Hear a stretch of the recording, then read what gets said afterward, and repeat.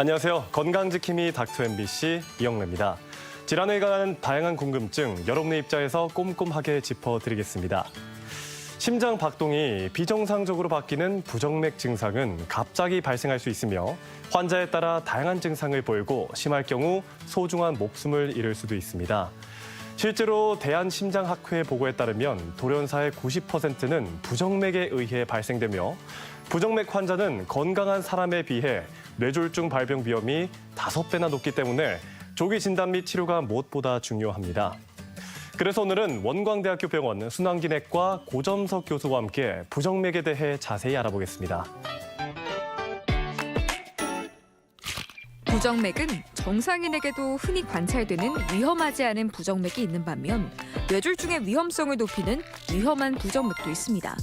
그래서 종류에 따라 치료법도 다양하고 심한 경우 심정지까지 초래할 수 있기 때문에 정확한 진단 및 치료가 필요한데요. 그래서 오늘은 순환기내과 전문의 고점석 교수와 함께 부정맥에 대해 자세히 알아보겠습니다. 네, 교수님. 안녕하세요. 네, 안녕하세요. 네, 일단 먼저 부정맥은 어떤 질환인지 설명 부탁드릴게요. 네, 우리 사람의 심장 박동은 자기가 의식하지 않아도 규칙적으로 조율이 되거든요. 한 네. 분당 나이에 따라 차이가 지금 60개에서 100개 정도가 정상입니다. 근데 이제 여기 병이 생겨가지고 맥박이 지나치게 빨라진다든가 너무 느려진다든가 또는 이게 규칙적이지 않고 이렇게 막 불규칙해지는 병을 다 합쳐서 저희가 부정맥이라고 이렇게 부릅니다. 아, 그렇군요. 네, 그렇다면 부정맥이 생기는 이유가 무엇일까요? 예. 우리 심장을 보면 이렇게 규칙적으로 박동을 만들기 위해서 심장 전도계라고 해서 전기 조직이 있어요. 근데 이 심장 전도계에 문제가 생기는 경우, 이 문제는 선천적으로 잘못된 전기 조직을 가지고 있는 경우도 있고요. 후천적으로 심장에 병이 들면서 심장 전도계에 문제가 생기는 경우도 있습니다. 이럴 때 이제 부정맥이 생기는 거죠. 네, 그렇군요. 말 그대로 전기 조직이 그 전기죠? 맞습니다. 네네네. 아, 그렇군요. 네, 그렇다면 이 부정맥 질환의 위험 인자들은 어떤 것들이 있을까요? 저희가 일반적으로 선천적으로 전기 조직에 문제가 있어 생기는 경우를 제외하고요. 네. 그런데 지금 요새 많이 생기는 이제 부정맥들 같은 경우 후천적인 요인들이 많은데 우리 다른 심혈관 원인들하고 많이 중복됩니다. 고혈압이라든가 당뇨병, 심부전, 심근경색 이런 요인들도 있고요. 또 생활 습관하고도 굉장히 관계가 있습니다. 네. 흡연이라든지 음주라든지 수면무호흡증, 특히 음주 같은 경우는 네.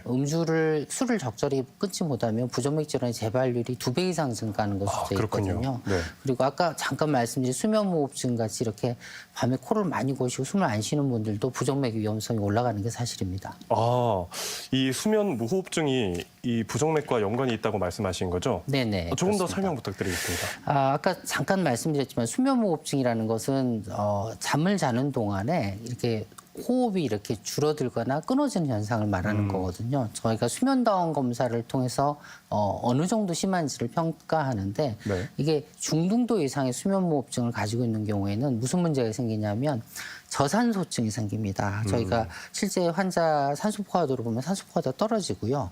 또 자율신경계가 안 좋은 쪽으로 변화를 하거든요. 그래서 이렇게 심장에 정기적이나 구조적인 문제가 생기게 되고 이런 것들이 이제 부정맥을 일으키는 원인이 되기도 합니다. 그렇군요. 또 유전적인 영향도 말씀해 주셨는데 네네. 조금 더 설명 부탁드릴게요.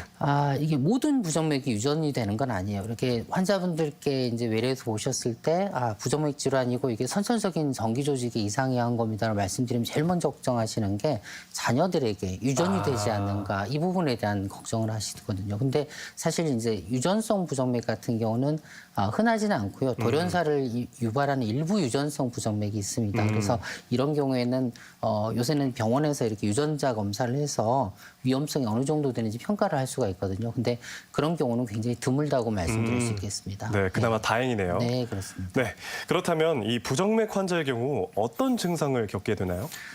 제일 흔하게 느끼시는 게 두근거림이에요. 이게 두근거리는 게 가슴이 두근두근 뛴다고 하시는데 이건 상당히 주관적인 증상이거든요. 우리가 살면서 자기가 숨을 쉬거나 심장 박동을 자기가 인지하지는 않거든요. 그쵸. 이게 자연스러운 상황인데 자기 심장 박동을 인지하기 시작하면 그걸 두근거림으로 표현합니다. 느껴지나요, 그러면? 그렇죠. 그러니까 그런 경우에는 너무 빨라진다든지 불규칙적으로 뛴다든지 맥박이 빠진다든지 이런 것이 두근거림으로 느껴지죠. 근데 이 두근거리는 것 말고도요. 여러 가지 다른 증상이 나타날 수가 있습니다. 그래서 이 부정맥 질환이 아니라 다른 질환 오인되기도 하는데요. 맥박이 이렇게 느리게 뛰는 부정맥 같은 경우에는 환자분이 현기증, 어지럼증을 호소하시거나 운동할 때 호흡곤란을 호소하시거나 심하면 정신을 잃고 쓰러지시는 경우도 있거든요. 그래서 네. 저희가 응급실에 정신을 잃고 쓰러져서 오셔서 제일 먼저 뇌졸중이라든가 신경학적 원인을 먼저 생각하는데 사실은 이런 실신 같은 경우에는 부정맥과 연관되는 경우가 훨씬 많습니다. 아, 그렇군요. 그리고 이제 좀 더 무서운 것은 뭐냐면 병이 어느 정도 진행될 때까지 증상을 못 느끼는 경우도 많습니다. 아, 네. 아까 말씀드린 되게 심방세동 같은 요새 많이 나타나는 부정맥은 심장 기능이 떨어지고 혈전이 생겨서 뇌졸중이 생기기 전까지도 증상을 못 느끼는 경우가 많이 있습니다. 그렇군요. 그렇다면 이 다양한 증상이 있는 것 같은데 특히 조금 더 조심해야 되고 유의해야 될 증상이 있을까요? 제일 사실 환자분들께서 이렇게 괴로움을 겪고 이렇게 무섭게 느낄 수 있는 증상은 두근거림이거든요. 근데 사실 두근거리는 증상 때문에 실제로 심장마비나 실신이 발생하는 경우는 많지는 않습니다. 근데 오히려 더 무서운 건 뭐냐면 아까 말씀드린 두근거리는 것과 동반돼서 환자가 본인이 이게 정신을 깜빡깜빡 잃는 실신 증상이 있다든지 또는 이렇게 활동을 하는데 맥박수가 못 따라서 너무 숨이 차고 이런 경우들이 있어요. 이런 호흡곤란이 있다든지 이런 경우에는 조금 더 주의를 해야 되는 증상이고요. 아까 잠깐 서두에서 말씀하셨지만 네.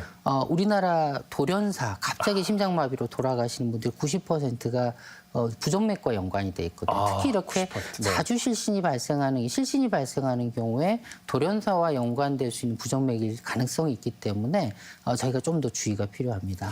네, 그러면 좀 애매할 것 같습니다. 제가 그냥 긴장해서 두근거리는 건지 이것이 부정맥인지 모를 것 같은데 이 자가 진단해 볼 수 있는 방법이 있을까요? 네, 좋은 질문을 해주셨는데요.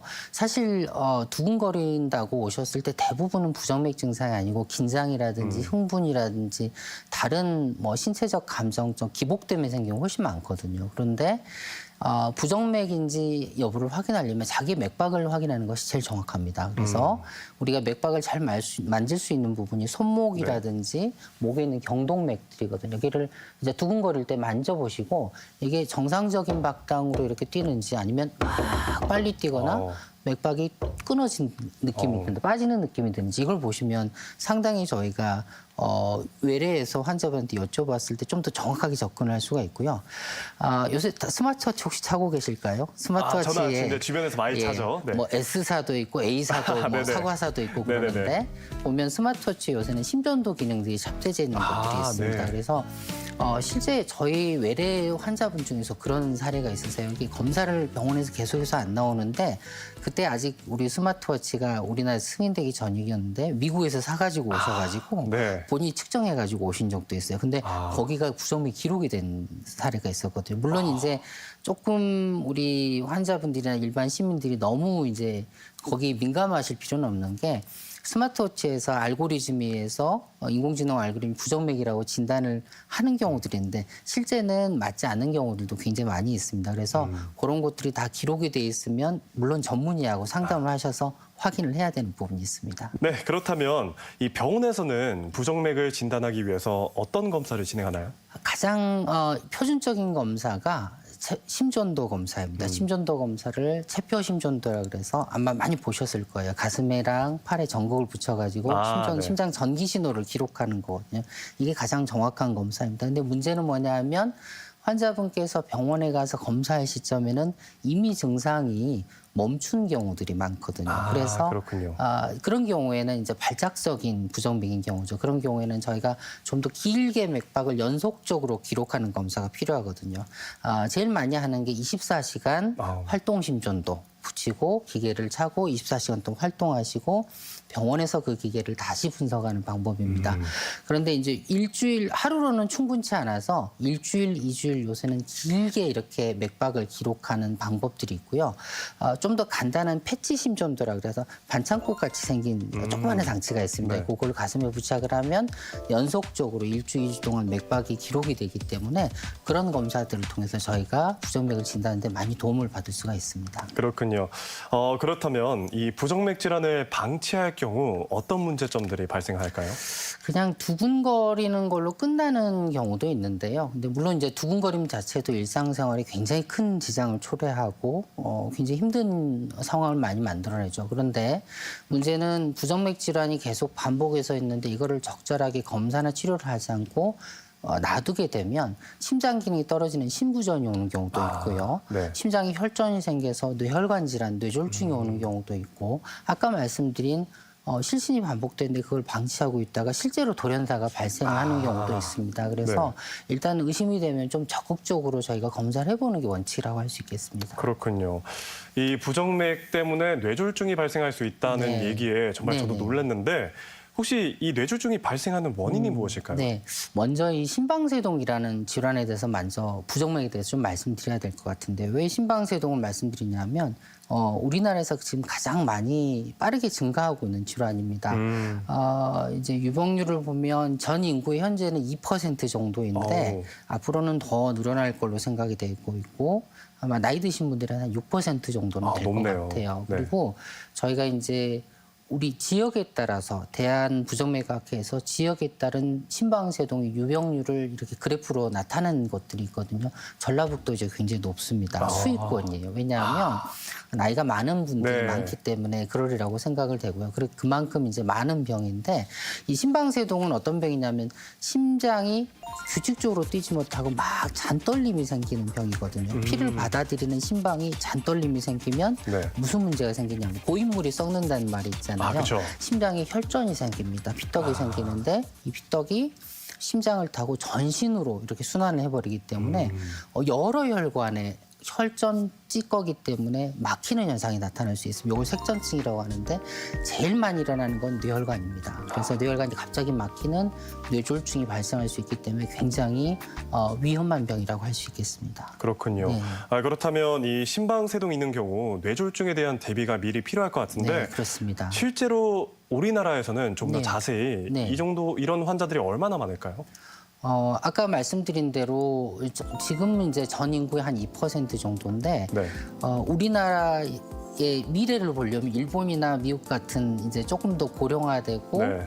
뭐 이게 생활 습관이 좀 이렇게 진행된 선진국적 생활 습관을 가진 나라들을 보면 되는데 계속 올라가고 있습니다. 그렇군요. 그래서 그리고 이제 문제는 뭐냐면 그 중에서도 뇌졸중 위험성이 큰 나이가 많고 혈압이나 당뇨가 있는 분들 비율이 계속 늘어나고 있다는 겁니다. 그래서 앞으로는 굉장히 많은 환자들이 저희가 이 심방세동과 연관된 뇌졸중이 발생할 위험성이 있다. 저희가 이렇게 예측을 하고 있습니다. 그렇군요. 또 이것도 개인적으로 궁금한데 한번 제가 아는 친구들과 임상 실험을 하러 간 적이 있었습니다. 심장 박동수 관련해서. 근데 네. 거기서 발견이 됐어요. 한 네, 친구가 부정맥이. 네, 맞습니다. 네. 좀 미리 예방할 필요가 있을까요? 부정맥이 우연히 발견된 경우들이 있습니다. 그러니까 예를 들면 무증 증상이 없는데 건강검진 심전도에서 발견이 된다든지 아까 말씀드린 이 맥박을 요새 측정하는 장치들이 굉장히 많이 있지 않습니까? 혈압계에도 맥박 측정 기능이 있고요. 또 제 환자분 중에서는 한의원에서 이렇게 진맥을 하시다가 네. 오시는 분도 있어요. 항상 한의사 네. 선생님들이 맥박을 만지시잖아요. 그래서 거기서 발견된 경우들인데 그거는 부정맥이 어떤 부정맥이냐에 따라 다릅니다. 그래서 위험도가 높지 않은 대부분의 경우에 해당합니다. 조기박동 같은 경우는 그냥 두고 봐도 됩니다. 근데 네. 아까 말씀드린 심방세동이라든지 다른 뭐 맥박이 빠지는 섬액이라든지 이런 것들은 정밀한 검사를 통해서 저희가 발견해야 되는 부분이 있습니다. 네, 알겠습니다. 네. 그럼 다시 뇌졸중 관련해서 돌아오자면 이 심방세동에 의한 뇌졸중을 예방할 수 있는 방법도 있을까요? 예. 제일 아까 말씀드린 대로 중요한 뇌졸중의 원인은 심장 때문에 심장 안에 생기는 혈전입니다. 그래서 이 혈전을 예방하기 위한 전문적인 약제를 써야 되는데 그것을 저희가 항응고제라고 부릅니다. 우리 일반적인 아스피린 이런 약은 좀 달라요. 그거는 이제 혈소판을 억제하는 항혈소판제고 항응고제는 심장에 혈전이 생기지 않도록 특별히 이렇게 디자인된 약물입니다. 지금 요새 쓰는 약물들 같은 경우는 굉장히 예측 가능한 저희가 용량 대비 효과를 저희가 예측을 할 수가 있거든요. 그래서 상당히 안정적으로 약을 쓸 수가 있어요. 근데 모든 사람들한테 이렇게 항응고제가 필요한 게 아니고요. 아까 말씀드린 대로 심방세동이 있는 사람 중에서 뇌졸중의 위험성이 높은 사람들한테 높은 약을 사람들만. 처방을 하는데 네. 아까 그게 고혈압, 당뇨, 심부전, 혈관 질환, 나이가 65세 이상이면 위험합니다. 이런 것들을 다 감안해서 저희가 약을 처방하는데 실제 저희 나라 환자분들 보면 거의 80% 이상이 항우고 치료를 받으셔야 되는 분들이 많기 때문에 그렇군요. 상당히 좀 주의가 필요한 상황이 되겠습니다. 네, 그렇다면 추가로 이 약물을 복용할 때 좀 네. 더 주의해야 될 점이 있을까요? 항응고제는 혈전이 안 생기게 하는 약이거든요. 네. 그러니까 거꾸로 말하면 우리가 자연적으로 일어나야 되는 우리 지혈 과정에는 방해가 되는 부분이 있습니다. 그렇군요. 그래서 제일 많이 이제 저희가 주의해야 되는 게 이빨을 뽑으실 수도 있고 어디 가서 수술을 하실 수도 있고 이럴 때는 미리 이제 네. 처방받으신 선생님과 얘기해서 약을 뭐 길게 안 끊어도 되거든요. 하루나 이틀 정도 끊기 때문에 미리 상의를 하셔야 돼요. 제가 기억하는 환자 한 분은 네. 약을 상의 없이 안 끊고 쌍꺼풀 수술을 하신 분이 있어요. 아이고. 그래서 일주일 이상 눈이 이렇게 돼가지고 입원하신 분도 있습니다. 그래서 항상 그러니까 제일 정확하고 제일 좋은 방법은 본인이 드시는 약 처방 전 이렇게 뭐 핸드폰 이미지가 됐든지 네. 종이가 됐든지 보관하고 계시다가 그런 치료가 필요한 경우에는 약을 보여주시는 게 제일 좋은 방법입니다. 그렇군요. 네. 네. 확실히 처방전을 네, 제대로 맞습니다. 확인하는 게 네, 중요하겠네요. 네, 그렇습니다. 네, 네. 알겠습니다. 그렇다면 이 부정맥 질환의 근본적인 치료 방법에 대해서 얘기해 보겠습니다. 치료 방법이 일단 있나요? 근데 더 중요한 거는 네. 모든 부정맥이 치료가 필요한 게 아니에요. 이 두근거린다고 이렇게 오시는 분들 중에 사실 절반 이상은 치료가 필요 없으신 분들. 그렇군요. 그러니까 조기박동이라든지 이런 그냥 두고 봐도 되는 경우들이 있습니다. 근데 네. 이제 치료가 필요한 경우, 심장에 비정상적인 전기 조직 때문에 지속적으로 문제가 되는 경우에는 저희가 그 비정상적인 전기 조직을 선택적으로 찾아서 제거를 할 수가 네. 있습니다. 근데 뭐 제거하는 것들이 뭐 전신 마취를 요하거나 이런 게 네. 아니고요. 그래요? 곡선 마취를 통해서 제거를 가능하고요. 어. 그걸 이제 전극 도자절주술이라고 전문 용어를 사용을 하는데 네. 어쨌든 환자분 입장에서는 비교적 저희가 간편하게 시술을 받을 수가 있습니다. 그렇군요. 이제 부정맥 종류에 따라 좀 다른데요. 맥박이 너무 느리게 뛰는 부정맥이 있어요. 아까 서두에 말씀드렸듯이 그거는 왜 그러냐면 자기 맥박을 만들어내는 심장 전기 조직 기능이 떨어져 생기는 거거든요. 그때는 박동기라는 기계를 삽입을 해야 되고요. 그거는 조그마한 기계를 흉곽에 삽입을 하고 전선을 심장에 연결하는 식으로 이렇게 치료를 합니다. 그렇군요. 네. 그렇다면 시술 얘기 조금 더 자세히 부탁드리겠습니다.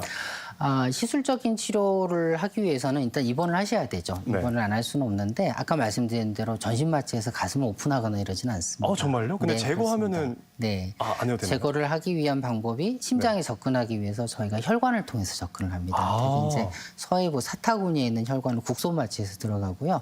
환자분 불편을 줄이기 위해서 저희가 수면 마취나 진정 마취를 하는 경우도 있습니다. 그렇군요. 그래서 아까 뭐 전기 조직이 한두 군데 잘못돼서 생기는 발작성 변맥 같은 경우는 굉장히 저희가 쉽게 빠른 시간 안에 결제가 되고요. 근데 옛날에 심방세동 같은 경우는 과거에는 굉장히 복잡한 부정맥 기전을 가지고 있기 때문에 치료가 어렵고 완치 성공률이 좀 낮았거든요. 근데 요새 나오는 이렇게 3차원 지도와 전극 도자 절제술이라든지 냉각 풍선 도자 절제술 이런 치료 방법들이 우리나라에 도입이 돼서 지금 굉장히 대중화가 됐거든요. 그러면서 치료 성적도 굉장히 좋아지고 환자분들이 치료 전후에 겪는 불편도 굉장히 많이 낮아졌습니다. 뭐 시술 과정은 굉장히 뭐 좀 복잡하게 설명드리긴 그러고 쉽게 말씀드리면 부정맥이 있는 위치를 찾아서 그 부분을 선택적으로 전기로 소작을 해서 없애거나 또는 아주 낮은 액체 질소를 이용해서 순간적으로 온도를 뭐 영하 60도, 70도 떨어뜨려서 네. 그 조직을 없애거나 이렇게 시술을 해서 치료를 하고 있습니다. 그렇군요. 네. 이 얘기를 들으면 조금 안심할 것 같습니다. 왜냐하면 사실 제거한다고 하면 정말 말씀하신 것처럼 심장을 네. 열어서 할 것 같은데 네, 맞습니다. 아니라고 하니까 다행입니다. 네. 그렇다면 이 과정이 심장에 기계를 삽입한다는 말씀이시죠? 네, 아까 도자절제술 같은 경우에는 심장 안에 뭘 남겨놓진 않아요. 문제가 되는 것을 찾아서 없애고 나온다. 이렇게 심플하게 정리를 드릴 수가 있고요. 네. 기계를 삽입하는 건 심박동기인데요. 네. 박동기는 굉장히 우리나라에서는 몸에 뭘 삽입하는 거에 대한 거부감이 굉장히 네, 큽니다. 무섭죠. 그래서 얼마나 큰 기계가 들어가냐. 또 기계가 몸에 들어가 있으면 일상생활을 어떻게 하냐 이렇게 질문을 하시거든요. 근데 아까 말씀드린 대로 맥박이 너무 느려서 생기는 부정맥은 그걸 대체해 줄 수 있는 전기 기계를 삽입하는 것밖에 치료 방법이 없어요. 근데 이 기계 사이즈가 요새는 굉장히 적고요. 밖에서 봐서는 표가 별로 안 납니다. 그리고 전선은 몸 안에 들어가 있기 때문에 당연히 보이지 않고요. 네. 배터리 어떻게 해? 하고 물어보시거든요. 네. 예. 배터리 그러면 어떻게 충전해? 밖에서 그러니까요. 충전해? 무선 충전해? 예. 배터리가 내장되어 있는 배터리가 굉장히 효율적으로 사용을 되기 때문에 대개는 8, 9년 정도는 문제없이 사용할 8, 수가 있습니다. 9년이요? 예. 물론 이제 정기적으로 병원에서 박동기를 넣어놓으면 정기적으로 뭐 1년에 한 번, 6개월에 한 번씩 저희가 밖에서 외부에서 점검을 하고요. 별 문제가 없으면 계속 사용이 가능하고 필요하면 배터리만 교체를 할 수가 있습니다. 그렇군요. 네, 그렇습니다. 다행히 보통 그런 기계가 있다고 하면은 그런 상상하잖아요. 네. 갑자기 방전돼서 윽 하고 쓰러지는 거 아니냐. 네. 영화에 그런 네. 게 많이 나오죠. 그러니까요. 근데 그럴 리는 없겠네요. 네, 그럴 가능성 거의 네. 없다고 보시면 되겠습니다. 알겠습니다. 그렇다면 이 부정맥 질환의 예방을 위해서 네. 좋은 생활 습관에는 어떤 것들이 있을까요? 아까 부정맥이 위험 인자에 대해서 말씀드렸습니다만은 이제 선천적인 요인은 어쩔 수가 없죠. 그렇지만은 본인이 조절할 수 있는 위험 인자들은 분명히 있습니다. 아까 서두에 말씀드린 음주가 지금 현대 생활 습관에서 음주가 굉장히 크고요. 술하고 연관된 부정맥들이 워낙 많고 술 자체가 부정맥의 재발 요인을 굉장히 중요하게 생각하기 때문에 이제 그렇군요. 금주하는 게 중요합니다. 저희가 이런 음주, 흡연, 고지혈증, 고혈압, 당뇨, 우리가 잘 알고 있는 건강하지 못한 생활 습관들 있잖아요. 이게 네. 부정맥과도 연관이 되어 있는데 그렇군요. 이걸 저희가 잘 조절하게 되면 세 가지 이점이 있습니다. 첫 번째는 건강하신 분들이 부정맥이 생길 확률을 낮춰줍니다.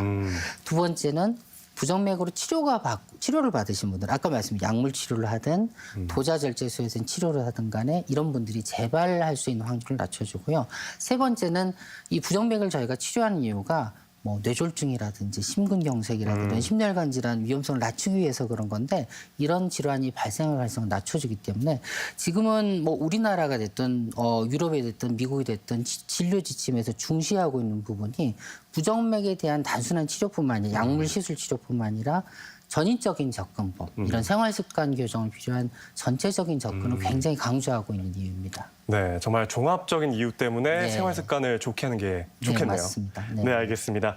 그렇다면 마지막으로 당부하고 싶은 말씀 부탁드리겠습니다. 이게 부정맥 질환 이렇게 진단하고 치료가 어렵다 보니까 환자분들이나 이런 분들이 선입견을 가지고 계신 분들이 많아요. 이게 병원 가도 검사해도 안 나올 거야. 어차피 그냥 신경성이라고 말할 거야. 또 이런 선입견은 의료진들도 가지고 있어요. 환자가 두근거린다 하면 자기도 모르게 이분이 좀 예민해서 그런 게 아닌가. 이렇게 선입견을 가지고 잘못 판단하는 경우도 없다고 말할 수가 없습니다. 그래서 이런 증상이 있으시면 두려워하지 마시고 또 주저하지 마시고 우리 좋은 이게 부정맥 전문의들이 많이 있습니다. 지역에도. 그래서 병원을 찾아주시고 상담해 주시고 적절하게 치료와 검사를 해주시면 제 생각에는 이런 부정맥으로 인한 고통이나 힘든 부분에서 많이 벗어날 수 있을 것이라고 생각합니다. 네, 이 시간에는 순환기내과 전문의 고점석 교수와 함께 부정맥에 대해 알아봤습니다. 교수님, 오늘 말씀 고맙습니다. 네, 감사합니다.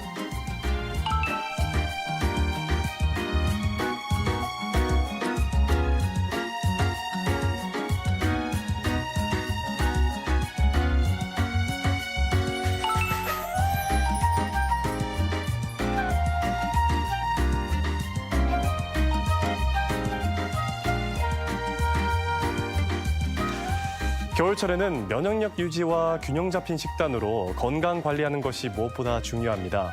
그렇다면 면역력 향상에 도움을 주는 식품에는 어떤 게 있을까요? 먼저 마늘 속 알리신은 강력한 살균, 향균 작용을 통해 우리 몸의 면역력을 유지하는 데 도움을 줍니다. 그리고 따뜻한 생강차, 대추차, 녹차 등은 몸을 따뜻하게 해주고 항산화 작용으로 면역력을 높여주고요. 요거트, 김치, 된장 등의 발효식품은 장 건강은 물론 겨울철 면역력 관리에 도움이 된다고 합니다. 그리고 이 밖에 건강과 관련해 궁금증이 있다면 전주 MBC 홈페이지에 질문 남겨주시기 바랍니다. 닥터 MBC가 여러분의 궁금증을 풀어드리겠습니다. 저희가 준비한 소식은 여기까지입니다. 다음 주 이 시간에 다시 찾아뵙겠습니다. 고맙습니다.